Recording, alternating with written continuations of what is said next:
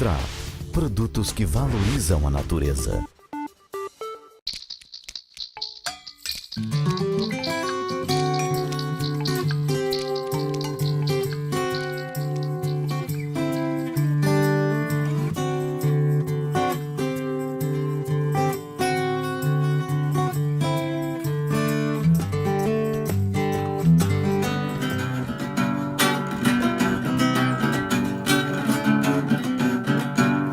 Poeta ou lambreiro, não faltam versos pra rimar, pra falar em cantoria, as belezas do lugar.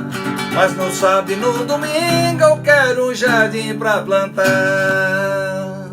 Gostaram? Gustav Winters, paisagista, professor, músico, que mais?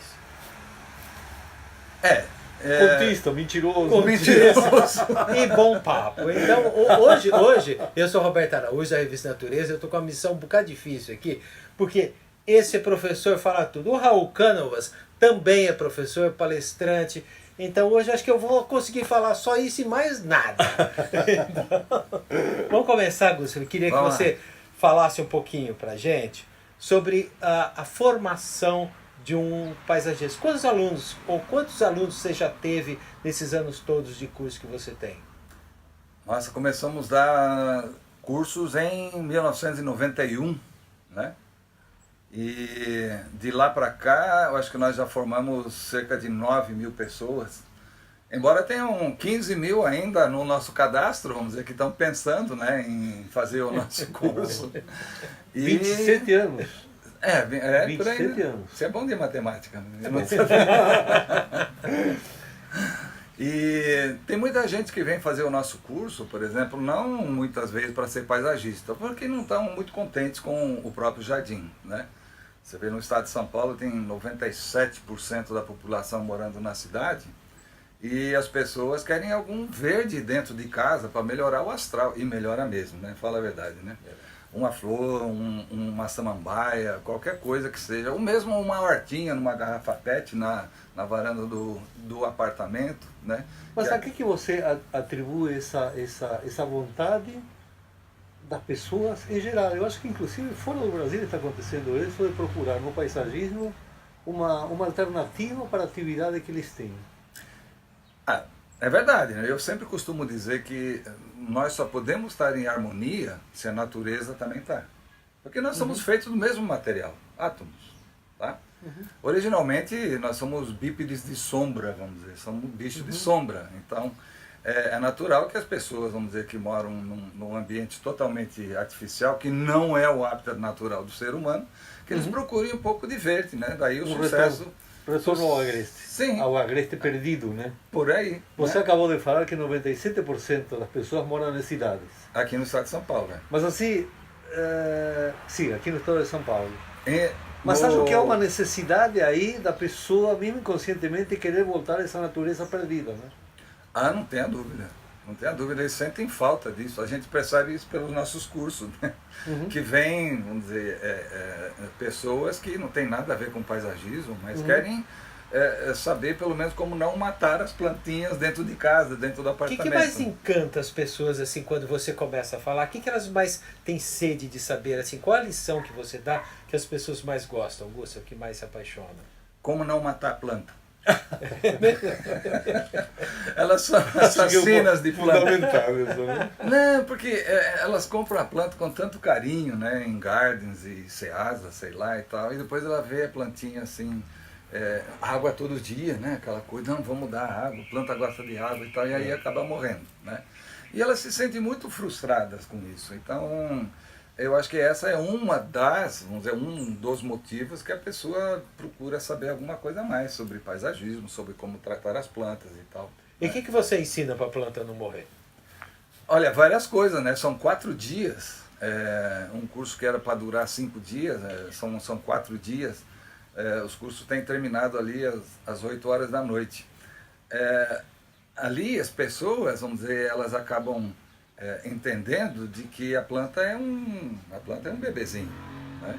E quando o bebezinho nasce, vamos dizer, a primeira coisa que toma é o colostro, depois o leite materno, depois ali vai os sucos, a papinha e coisa e tal. Nos cursos a gente ensina exatamente, né, para não matar a planta também. A evolução desse cuidado. Sim, claro. E muitas plantas não sabem nadar, né? Então, a gente... A não ser aquelas ciliares, né? As outras não precisam de tanta água, né? Especialmente o cactus. Não, boa parte né, morre por excesso de zelo. Né? Sim. Sei lá, uma violetinha, por exemplo. Tá? Ela tem que ser regada de baixo para cima. Então você coloca a violetinha em cima de um pires, tá? Entre o pires e o potinho da violetinha a gente coloca uma toalha velha, um jeans velho, alguma coisa assim, e deixa só aquilo lá úmido, só isso. Né? Não precisa mais nada. Não precisa mais nada. E quando acabar o ciclo, você tira um pouco ali as folhas, vamos dizer, que estão depositadas nos bordos, né? E aí com uma pinça a gente tira ali aquela gema apical, então toda a energia agora volta para onde? Para a parte reprodutiva, né? Que é o que eles querem. E depois de 3 meses, mais ou menos, a violetinha começa ali a florescer de novo. Né? Então são dicas assim que... E nos cursos de jardinagem a gente aprende a dar comida para a planta. Né? Dentro de uma prática, a gente faz um jardim na prática, planta uma árvore na prática, né?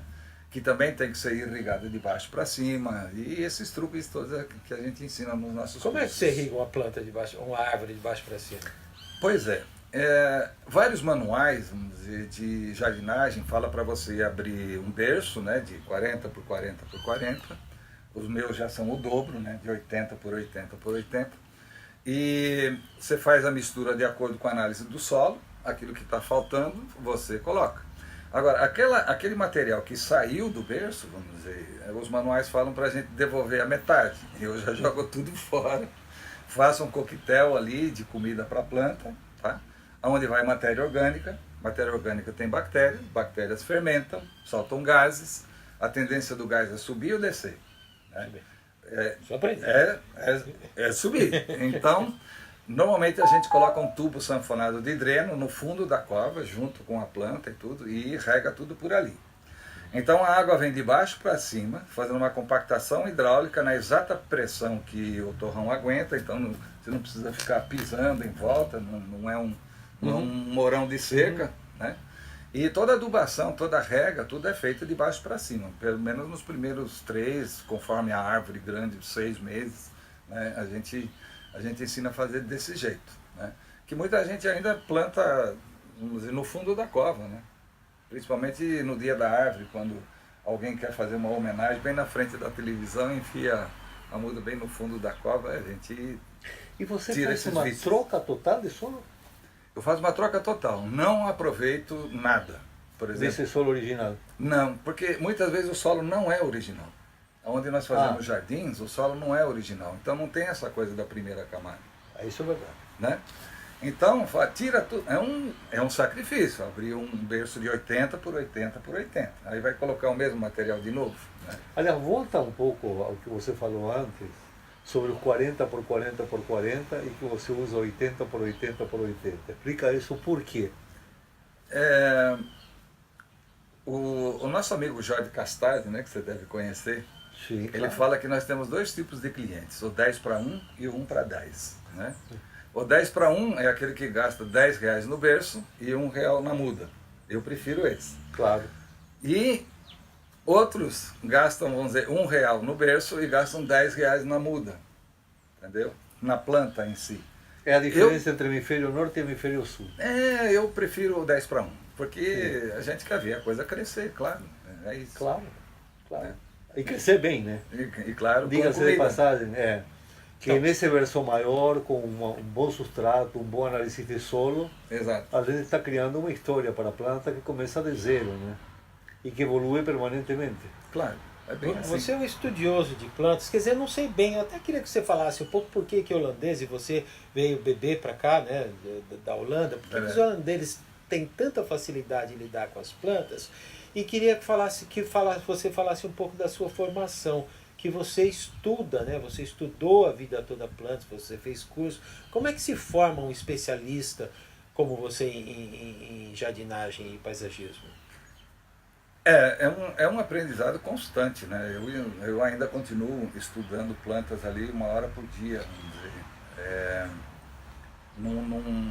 Você pode falar que você entende de plantas, né? Alguém fala assim, que planta que é essa? Você conhece 1000, a pessoa apresenta 1001, né? Você não... Então é estudar constante, né? Eu fiz biologia aqui na Unesp Rio Claro, e depois eu fui para a Holanda, né? E me especializei ali e tal. E quando eu voltei para tocar o Parque Ecológico do Tietê, da Zona Leste, né, e da Zona Oeste. E ali foi uma grande escola, porque a gente não tinha internet, não tinha... Incluindo o Cumbica, né?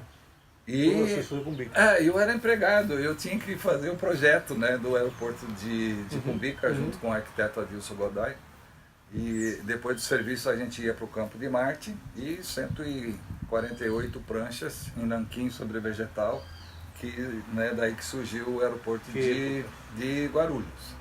Outro aprendizado é você produzir mudas, vamos dizer, né? Então, nenhuma muda ali no aeroporto de Guarulhos, vamos dizer, e no Parque Ecológico Tietê foram comprados, vamos dizer, todos foram feitos ali.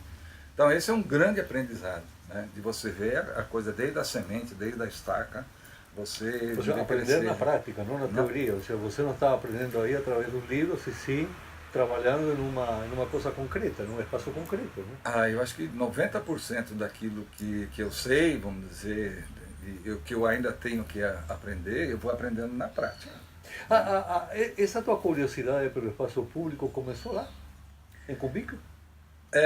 Não exatamente. O teu trabalho com praça, com... Então, ali... Só deixa eu fazer uma paradinha aqui, porque o Gustav talvez seja a pessoa que mais fez praças desse Brasil afora. Sim. Então todo o interior, todos os locais você faz, né? Então você tem muita facilidade e sabe como fazer praças, né? Então pode continuar, por favor. Então, depois que na virada das gestões, né, estaduais, eu acabei sendo o assessor direto no lado de meio ambiente do secretário de Obras e Meio Ambiente. Era o começo do governo Montoro, se não me engano. Dinheiro não tinha. Então, ele entrou com aquela coisa de descentralização. A gente ia até os prefeitos, vamos dizer, e dava carinho para eles, dava assessoria para eles. E ali eu vi que tinha muita planta tóxica em praças, perto de playgrounds e essas coisas assim. Eu comecei a estudar e montei um programa chamado Somando Verde. Como a secretaria chamava Secretaria de Obras e Meio Ambiente, SOMA, eu montei o Somando Verde, que caiu no gosto, inclusive dos governadores e do meu chefe, que era o secretário estadual de Meio Ambiente, e consegui montar uma equipe de 9 pessoas, e onde nós fizemos mais de 1000 e tantos projetos, das quais foram inaugurados, eu acho que 900 praças, alguma coisa assim. É um número, Recinto Folclórico de Olímpia, Calçadão de Barretos, e vários parques ecológicos, praças e tal. E ali foi praticamente uma praça por semana, né? E a gente inaugurava ali, praticamente, às vezes, vamos dizer, num dia só, num sábado só, a gente tinha que ir em Jaú, tem que ir em São João da Boa Vista e em Garça, né? Porque todos estavam prontos naquele mesmo dia. Foi um grande aprendizado, foi fantástico. E ali você percebe uma coisa interessante. Você pode ser engenheiro de um viaduto, você pode ser o arquiteto de uma escola. Poucas pessoas vão te falar disso na imprensa. Agora, quando você mexe com os olhos do povo, quando você mexe numa praça, ali vem críticas, vem sugestões, todas ali por parte da imprensa, por parte de vereadores e assim por diante, né? Tem críticas boas, vamos dizer, e tem críticas ruins também, né? Porque ninguém atira manga pedra em manga que está no chão, né? Que nem diz o outro. Mas, e quando você faz a praça, o básico da praça, a primeira coisa é um em X, é isso? Entra de um lado, sai do outro, entra de um lado, sai do outro. A maioria dos traçados das praças são assim até hoje. Por quê? Qual que é? Como é que funciona? É mais básico, é mais fácil, é mais simples? É mais fácil de você locar, né? E aí é só colocar o bordadinho de pingo de ouro, né? Não, mas agora falando sério, eu vejo de que há uma grande guinada na humanidade nesse novo milênio. E o espaço público também, a sua função mudou. Como que era a praça na nossa adolescência? Quem que frequentava a praça? O velhinho que sentava em um banco na sombra de uma árvore para ler o jornal. O velhinho era de 60 anos, né? É. E as crianças que ficavam brincando no escorregador, no carrossel. Isso você não vê mais. Essas crianças hoje brincam com computador. E os velhinhos de 60 anos bebem vinho e viajam. Já mudou muito o conceito do uso do espaço público. Não mudou? Sim. E ao mesmo tempo, ou seja, não há uma necessidade de mudar também a forma de projetar uma praça. Tudo evoluiu. Né? Essas praças que você falou ali, né? Aquele traçado simétrico, né? O estilo Sim. formal, francês e tal. Sim. Esse não funciona mais. Tá? Os bancos, por exemplo, elas são feitas de granelite, é um excelente condutor de calor, e ainda estão no corredor, na própria circulação. Né? Quer saber o que é isso? Coloca uma cadeira no corredor do apartamento ou da casa de vocês e fica sentado ali durante 1 minuto. Tá? Então isso aí evoluiu. Onde é mais gostoso sentar? Na sala. E a praça tem que ter salas, vamos dizer. Exatamente. Né? Hoje tem que ter tomada em tudo quanto é lugar, para carregar o celular, né? Isso também mudou. Né? Eu costumo dizer o seguinte, se você colocar numa praça pública 5 tipos de lazer, você tem chance zero de errar num projeto. Tá? Apesar que eu não faço praça sem uma pesquisa popular, para cima de 1000 opiniões. Aí eu faço aquela curva de Student, né? Seleciono aquilo que estatisticamente significativo, e se vier alguma crítica ou alguma sugestão diferente daquilo, eu falo, olha gente, estou me baseando naquilo que o povo pediu. Claro. É a pesquisa popular, eu começo por ali. O anseio de uma comunidade. Sim. De uma comunidade que a gente fala de uma pequena região, né? É. Que de bairro para bairro pode mudar muitíssimo Sim. o temperamento dos seus habitantes. É verdade. Aí eu tenho os desejos, agora tenho as necessidades. Aí entra o técnico. Tá? Então esse traçado não funciona mais. Então muitas vezes você tem que mudar o traçado. Aquele banco, por exemplo, com propaganda, né? Isso é uma linguagem positiva, eu não sou obrigado a ir com aquilo que está escrito no banco. O material com que ele é feito, excelente condutor de calor, por isso que a pessoa coloca ali, senta em cima do encosto e coloca o pé no assento. E a prefeitura não tem, ela não sabe sair daquilo. Então, mas Aí eles falam assim... Antes de você explicar as possibilidades, a gente vai dar uma paradinha e você volta já já. É mesmo? Isso, Então, vamos lá. isso. Trap, produtos que valorizam a natureza. Quando a gente entra numa praça, normalmente a gente não presta muita atenção no que tem lá dentro. Vê as plantas, vê aquela coisa, mas quem não é habituado, não tem olhar treinado, não enxerga exatamente o que tem lá. E o Gustav estava contando pra gente que uma praça tem que ter pelo menos 5 itens de lazer. Quais são eles, Gustav? Então, essa é uma chance de você não errar no projeto de uma praça. O primeiro tipo de lazer, o mais importante talvez, seja o lazer contemplativo, de contemplação visual. Ou seja, a praça tem que estar bonita, as flores têm que estar saudáveis, a praça tem que estar varrida, não pode ter lixo e assim por diante. Por quê? Porque nós somos e nós nos comportamos de acordo com aquilo que a gente está vendo. Né? Então, com isso, você consegue diminuir a depredação, você consegue manter o respeito de uso, porque qualquer pedaço, sei lá, de lixo que você coloca ali, vamos dizer, já chama atenção. Né? E já convida o outro a jogar outro lixo ali também. Então, um lazer contemplativo, o jardim tem que estar limpo, vamos dizer, e isso diminui, vamos dizer, a criminalidade e o vandalismo. Segundo tipo de lazer, recreativo, de 0 até 100 anos de idade, né? Se a pessoa estiver viva ainda há 100 anos. Então entra os playgrounds, vamos dizer, entra ali todos os equipamentos recreativos. O mobiliário. Né? Todo mobiliário que estimule o lazer recreativo. Tá? Para adulto, o que seria um recreativo desse para um adulto ou para uma pessoa de idade? O que o adulto gosta de fazer? Jogar baralho. Né? Então a gente coloca para a terceira idade, a gente coloca ali a mesinha, né? Um ambiente ali só para eles, vamos dizer, onde eles possam jogar, dominó, porque vira criança de novo, né? Então, para eles se ocuparem daquele ócio todo, aí eu coloco mesinhas, vamos dizer, com banquinhos e tal, para que eles possam fazer aqueles jogos lúdicos, né? E isso tem, vamos dizer, ocupado o tempo ocioso dessas pessoas assim da terceira idade. Tem muito respeito para eles. Esse é o segundo. Esse é o segundo. Esportivo. Tá? É muito importante, principalmente nessa época, né, onde existe muito sedentarismo por causa das coisas que vão surgindo, computador, internet, essas coisas todas ali e tal. O lazer esportivo, para todas as idades também. Né?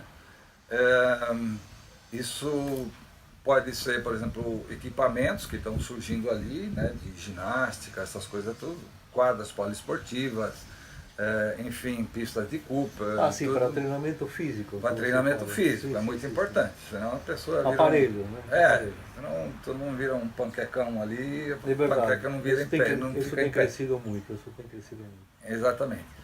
Outra coisa muito importante, que seria o quarto tipo de lazer, é o cultural. Tá? Uma pessoa sem cultura é uma pessoa sem RG, sem CPF, sem nada. Então, nas praças tem que ter um palco, tem que ter um lugar para exibição, né? Artística, se vira nos 30, enfim. Um coretinho. Tudo não coreto, porque o coreto, na verdade, ela não proporciona... A pessoa tem que assistir tudo aquilo lá de pé. E quem está se apresentando lá no coreto não sabe para que lado virar, vamos dizer. Então tem que ser um palco, de preferência com um espelho d'água, vamos dizer, quando ele não é usado, pode ser usado as fontes e tal, e uma arquibancada em volta. Algo mais inspirado nos teatros gregos. Essa ali é a marca registrada. Teatro grego. Um espelho d'água, palco avançando dentro do espelho e uma arquibancada em volta. Tá? Então ali está resolvido praticamente o lazer cultural. Aquisitivo, né? A gente gosta de gastar, né? Na praça alguma coisa tem que estar ali para comprar. Então vale ali as praças de alimentação, né? Vale ali as feiras, por exemplo, de artesanato, tá? Desde que seja bem administrada, que não vire uma feira persa, vamos dizer assim, né? Mas que a pessoa, vamos dizer, quando sai, ela tem satisfação, por exemplo, de pagar um refrigerante para a namorada, de pagar um hambúrguer, um sorvete, uma coisa assim, né? Alguma coisa para comprar. Então, resumindo, é o contemplativo, recreativo, esportivo, cultural e o aquisitivo, que a gente fala. Mas e o traçado disso? E o X? Antes dos 5 a gente teve assim, nós temos uma folha em branco, você tem uma folha em branco, você vai começar a desenhar. Sim. Nós partimos para quê? Ou seja, houve uma época em que os jardins eram de linhas extremamente retas, né? Os jardins renascentistas italianos, franceses, eram extremamente retos. Aí entraram os ingleses com extremamente curvos. Inclusive nós sofrimos essas mudanças. Até o próprio primeiro jardim do Valentim, no Rio, verdade. ele foi alterado depois por Glazio, que incorporou linhas curvas, tirou as retas e incorporou a linha curva. Como seria esse traçado hoje? Ele é curvo ou ele é reto? Aí entra a minha teoria dos traçados e composições, né? Hoje eu tenho um quadro, por exemplo, onde é que eu coloco as composições, que são feitas com plantas, né? Nós estamos falando em formas de canteiros e uso de plantas diversas, e o traçado, tá? Que pode ser simétrico, assimétrico, de linha curva, de linha reta e coisa e tal. Essa teoria dos traçados e composições, que a gente explica até nos nossos cursos, elas vão de acordo com a pesquisa popular. Tá? Hoje, por exemplo, o pessoal já não gosta mais daquela praça, academicamente falando, de formal, por exemplo, né? Porque eles falam que existem 3 tipos de jardim só, né? O formal, o informal e o naturalista, fazendo referência ao jardim francês, ao inglês e ao oriental. Tá? Eu confronto isso direto, porque nós temos que analisar, vamos dizer, o jardim de acordo com o traçado arquitetônico que ele tem e a composição botânica que nós fazemos em cima dela. Né? Então daí minha teoria dos traçados e composições. Hoje eu tenho um quadro com os traçados e as composições. Quando é para fazer uma praça, eu, de acordo com a pesquisa popular, eu escolho um traçado, uma composição e praticamente eu tenho chance zero de errar, incluindo 5 tipos de lazer. Aí eu acerto em 100%, mesmo sem pesquisa popular.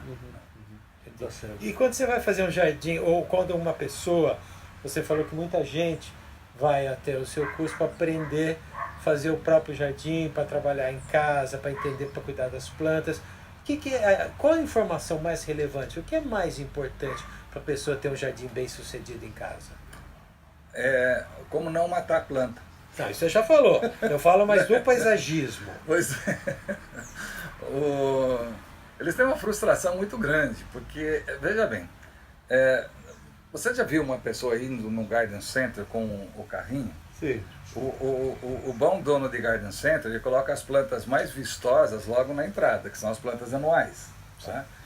Que elas compram já no terço final da vida dela. Então elas acabam plantando e depois de 2, 3 meses acabam perecendo, claro. Vamos dizer. E aí elas vêm para o meu curso e falam assim, eu acho que eu não tenho a mão boa para plantar, então eu acho que eu vou, sei lá, fazer um curso, né, de ver como é que faz a planta. Mas a tua pergunta reflete bem, vamos dizer, a confusão do próprio cliente, né? Se sabe de tudo, hoje se sabe mexer com celular, com computador, com tudo e tal, mas quando você fala de jardim, aí a pessoa precisa de mais informações e elas vêm procurar exatamente isso nos nossos cursos, né? Então, mas o que você conta para ela? Conta para nós aí, sem fazer o curso mesmo? Sem fazer curso. Como é que você resume 4 dias do curso em 5 minutos? Né? Meio difícil, né, Roberto? Mas só para ter uma ideia. É complicado, né? Olha, primeiro, vamos dizer, comida para a planta, vamos dizer, né? Uma coisa que a gente tem, inclusive no curso avançado de paisagismo, a gente não tem tempo praticamente para falar de jardinagem. A maior parte das perguntas são sobre jardinagem. Então a gente fala em comida para a planta, não tem muito tempo, então tem um curso de 2 dias só de jardinagem, né? E ali a gente fala que o bebezinho quando nasce, vamos dizer, a primeira coisa que ela toma ali é o colostro, depois o leite, depois a papinha, e a planta é a mesma coisa, né? Já a planta adulta, por exemplo, você pode tratá-la com um adulto, aí pode dar torresmo, pode dar feijoada, essas coisas todas assim. A gente explica isso nos cursos, né? A pessoa confundem ainda muito jardinagem com paisagismo. Para mim isso é uma coisa tão diferente. Muito diferente. É muito diferente. Né? A execução, a manutenção, o manejo em si. Enquanto que o paisagismo é uma ideia, né? É um projeto, é uma Isso que eu criação. queria que você falasse, do Né? paisagismo. Como é que fica isso no teu curso? As aulas de paisagismo e as aulas de jardinagem. Como é que teu aluno acaba entendendo isso? Você tocou num ponto bem crucial, vamos dizer, que as pessoas normalmente confundem isso, né? Paisagismo e jardinagem são os 2 pés da escada, tá? Uma depende da outra, ou são as 2 rodas da bicicleta. Claro. Tá certo? Sim. Então, não adianta a pessoa entender de paisagismo se não entender de jardinagem. Então são os 2, as 2 rodas da bicicleta. Por isso E que a inversa não é a mesma coisa. Sim, claro. Ou seja, você pode ser um excelente jardineiro sem entender nada de paisagismo. Sim. Muitas vezes os jardineiros vêm para o nosso curso, vamos dizer, fazendo curso de paisagismo. Daí eles falam assim, nossa, eu acho que eu fiz tudo errado, né? Porque Claro. no paisagismo praticamente, vamos dizer, a tua ideia, aquele É a espírito concepção. que bate ali, Isso. baseado ou numa pesquisa popular, que eu sempre faço, no caso de macropaisagismo, principalmente urbano, ou na lista de necessidades e desejos, né? Que o cliente ele tem alguns desejos, vamos dizer, e quando você vê como técnico, o jardim tem algumas necessidades. Então é isso que a gente explica nos nossos cursos. O que eu vejo é que no paisagismo você tem uma porcentagem, e essa porcentagem é extremamente variável, entre a criatividade e a técnica. Sim. Né? Já até que ponto o aspecto técnico pesa no projeto e até que ponto o aspecto criativo. Então é muito comum o paisagista ser chamado de artista, é uma arte. Só que a grande diferença, eu vejo, pelo menos dessa maneira, que a arte é fazer uma música, a arte é pintar, enfim. O paisagismo tem um lado técnico extremamente pesado, que se você não leva em conta, este jardim será um fracasso depois de 3 meses, quanto mais um ano, que são as grandes frustrações, muitas vezes, dos paisagistas novos, que terminam a obra e depois de 1 ano, 2 anos, o jardim vira uma hecatombe, né? Ou ele cresceu mal, ou ele não cresceu, morreram as plantas, ou seja, houve um desconhecimento técnico que é fundamental, né? Então a porcentagem... Então vamos lá, Raul, então vamos lá definir, na verdade, o que é o paisagismo. Nós temos cursos, por exemplo, que são disciplinares, matemática, por exemplo. Então, num curso superior se ensina matemática pura, tá certo? Sim. Existem as profissões multidisciplinares, tá? A arquitetura é uma delas, a agronomia é uma delas. São várias ciências, na verdade, que são dadas à parte, tá? Para formar esse conhecimento. O paisagismo, ele é transdisciplinar. Uma se encaixa na outra, uma profissão se encaixa na outra. Então isso dá um eixo, na verdade, de uma nova ciência. Poucas pessoas entendem que paisagismo é uma nova ciência, não é multidisciplinar, ele é transdisciplinar. Tá? Onde a arquitetura é uma das ciências, agronomia, biologia, geografia, enfim. Mas aí entra sociologia, medicina... São 16 ciências que entram ali, fora os princípios da arte paisagística. Claro. É uma especialidade transdisciplinar de arte e de ciência, que faz do paisagismo uma das profissões mais difíceis, na verdade. E hoje eu sei um pouco de paisagismo, vamos dizer, mas eu continuo estudando e descobrindo cada vez mais coisas, né? Interessante. Então, Gustavo, eu acho que há uma mudança enorme de paradigmas nos últimos, sei lá, 40, 50 anos, uma época que inclusive nós vivimos, eu que sou um pouco mais velho do que você, vivi um pouco mais isso. Então, como esse fato transdisciplinar está mostrando esse novo rumo do paisagismo hoje? Se você começar a entender, por exemplo, uma matéria disciplinar, nós estamos falando de matemática, vamos dizer, multidisciplinar, transdisciplinar, é quando uma coisa depende da outra. Imagine, por exemplo, você desenhando círculos, tá? A multidisciplinar, os círculos eles são separados, ok? Agora, a transdisciplinar, você desenha um círculo dentro do outro círculo, tá? Isso dá um eixo de um novo conhecimento que é o paisagismo, e pouca gente entende isso, onde entram 16 ciências, tá? Fora, vamos dizer, a tua própria criatividade, vamos dizer, o teu dom de criar coisas inusitadas, de inovar e assim por diante. 16 são as áreas técnicas que você precisa. São as ciências, né? É uma ciência exata, tá? Onde entra informática, onde entra arquitetura, biologia, geografia, ecologia, entra um monte de coisas ali. Que não existia 50 anos atrás.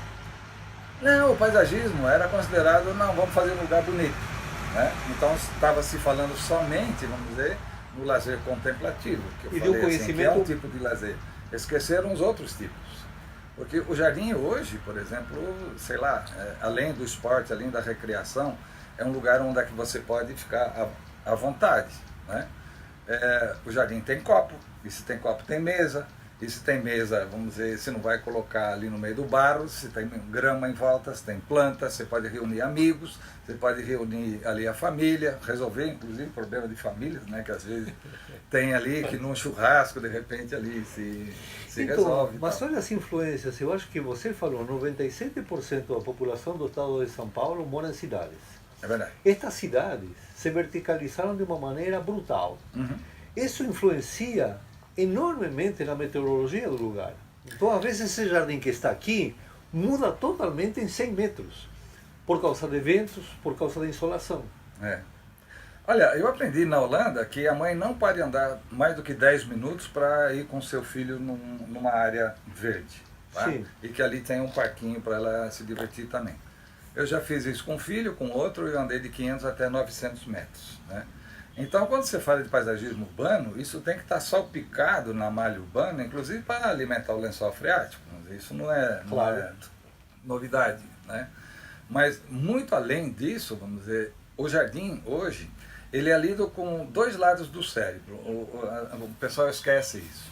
Quando você tem cor, quando você tem perfume num jardim, isso é interpretado pelo lado direito do cérebro. Uhum. As formas, os volumes, vamos dizer, que acontecem, as texturas e tal, isso é lido pelo lado mais racional do nosso cérebro, que é o lado esquerdo. Quando o lado esquerdo e o lado direito, vamos dizer, se aprovam, aí é que dá aquele negócio do né? E é isso que dá ascendência sobre a alma e o espírito das pessoas. E a nossa função sempre é cutucar aquele lado anjo das pessoas, porque nós temos um lado de capeta também, que a gente aprende melhor não mexer com ele. A principal função do paisagista é exatamente, vamos dizer, mexer com o lado anjo que todos nós temos. Né? E às vezes até tocar um violãozinho, né, Gustavo? Verdade, o violão ajuda muito, né? Aí você fez a praça, lindo, a paisagem, aí toma um uísque e toca um violãozinho. Em homenagem à paineira, né? Põe na paineira, põe na paineira, põe na da paineira. Põe na paineira, põe na paineira, põe na da paineira.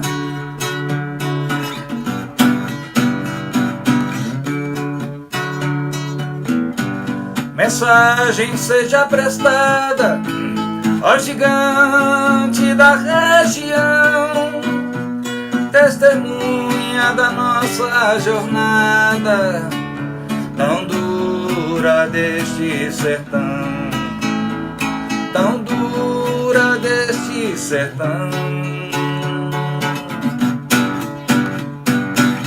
Põe na paineira, põe na paineira, põe na da paineira. E assim continua a música, né? Muito bem. Muito Obrigado. Muito bom. Muito lindo.